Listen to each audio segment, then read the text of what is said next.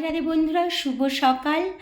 আজকে শুভ নববর্ষ, মানে বাংলা বছরের আজকে প্রথম দিন। তোমাদের সবাইকে নববর্ষের অনেক অনেক শুভেচ্ছা। গোপুসোনাকে ঘুম থেকে তুলে গোপুসোনার হাত মুখটা ভালো করে মুছিয়ে দিয়ে গোপুসোনাকে বাল্যভোগ দিয়ে দিলাম। তারপরে গোপুসোনাকে কিছুক্ষণ বিশ্রামে দিয়ে আমি বাড়ির কিছু কাজকর্ম করে আবার চলে এসেছি।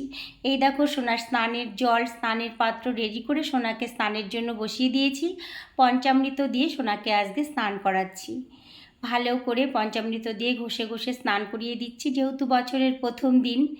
পঞ্চামৃতে স্নান করতে সোনা এমনিতেই খুব ভালোবাসে, তাই ভাবলাম আজকে পঞ্চামৃতেই স্নান করিয়ে দিই।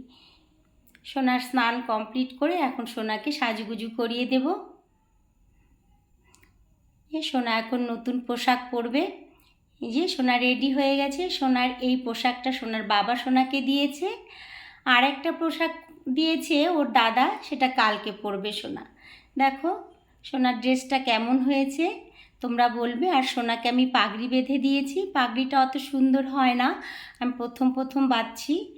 এই দেখো সোনা কমপ্লিট, সোনার সাজ। সোনাকে আসনে বসিয়ে দিলাম।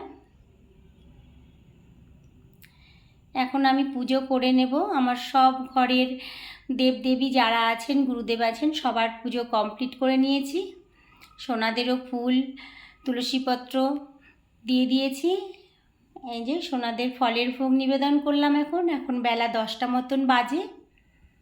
তারপরে সোনাদের জন্য ভোগ রান্না বান্না করে এই সোনাদেরকে আমি এখন ভোগ নিবেদন করব। সোনাদেরকে দুপুরবেলার ভোগ নিবেদন করে দিয়েছি। দুপুরবেলার ভোগে ছিল পোলাও, বেগুন ভাজা, পনিরের সবজি, দই, মিষ্টি আর জল। আমি সোনাকে যেহেতু বারবার ভোগ নিবেদন করি, তাই একবারে অনেক কিছু ভোগ আমি দিই না। আমার মনে হয় সোনা অত কিছু একবারে গ্রহণ করে না। এই দেখো বিকেলবেলা সোনাকে পরমান্ন দিয়ে দিয়েছি 4:30টার দিকে। সোনার হাতে পরমান্ন দিয়ে দিয়েছি। পরমান্নটা দুপুরেই করে রেখেছিলাম, তখন আর দিইনি। যেহেতু ওই যে বললাম সোনাকে বারবার দিই, তাই ভাগ করে করে এক একটা খাবার এক একবার আমি নিবেদন করি। ভিডিওটি কেমন লাগলো? ভালো লাগলে অবশ্যই একটা লাইক করে দিবে। রাধে রাধে।